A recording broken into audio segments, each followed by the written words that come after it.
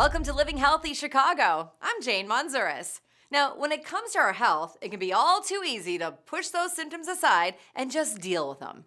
But if you notice something different, it's important to talk to your doctor. So let's find out how this man worked with his healthcare team to get help for an enlarged prostate and get back to his favorite activities. Greg Prosser enjoys being active. I try to exercise probably about 5 days a week. I've been an avid bike rider, tennis player. I like to golf even though I'm horrible. He says getting in a good workout leaves him feeling great. When I'm done with a strenuous exercise, I feel that floating feeling and endorphins, or whatever you call it. Exercise is good for your mental health. It's good for your physical health. But about 30 years ago, Greg began to struggle with some health changes that slowly began impacting his workout routine. It happens so gradually. You find yourself, every time you want to go someplace, you use the bathroom. Every time you get someplace, you use it, and you just start to notice that this is becoming, something that's part of your routine, part of your day. It hampers some of the things you want to do, like going on a bike ride and having to say, well, I'm gonna probably have to use the bathroom before the bike ride's over. Greg eventually shared his concerns with his doctor and learned that he had an enlarged prostate. Hey, how you doing? How are you doing? How's the recovery coming? Around mid-20s, early 30s, a man's prostate begins to grow. It's a very small organ. In fact, the urine passing from the bladder has to go right through the middle of the prostate. So as the prostate gets bigger and bigger, that expanded gland starts to compress the urine channel.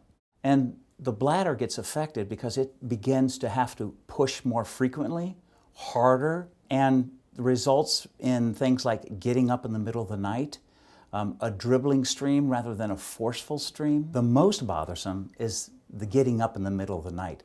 It really starts to impact sleep and kind of alertness during the day and other parts of their health. It got to a point where I was going multiple times at night. If symptoms are that severe, yes, we will intervene. The first step was medicine, followed by a surgery. But the results didn't get Greg the improvement he was hoping for.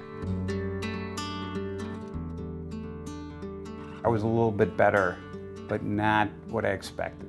And so that led us to look for interventions that would be effective, but also have protective effects in other parts of his life. Greg and his medical team decided to try a steam-based procedure to bring him relief from his symptoms. The patient is sedated and you pass a scope. The needle is injected in a predetermined length into the prostate and then delivers a small amount of water which has been heated into steam, vapor, which is injected in a limited area of the prostate.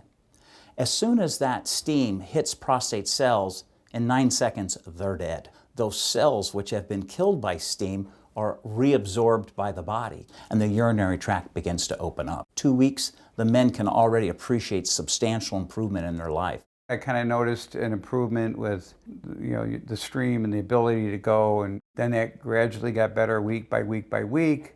And then I got to the point where I said, wow, this is like where I was 30 years ago. He really did as well as one could possibly hope for. So I'm very happy for the response that he related to me. Go on a bike ride, and we go the whole bike ride, I'm like, wow, I didn't have to go. It feels really, really good. It made those things more enjoyable, obviously. Greg hopes his story inspires other men to speak up to their doctors and get help if they need it. Get it done.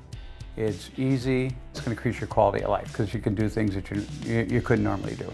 If you have urination complaints and they're impacting your life, don't ignore it. Bring it up with your doctor.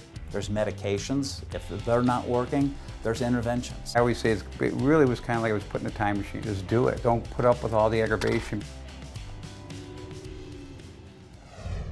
Do you want more Living Healthy content? Well, check out these videos right here, and then subscribe for more right here.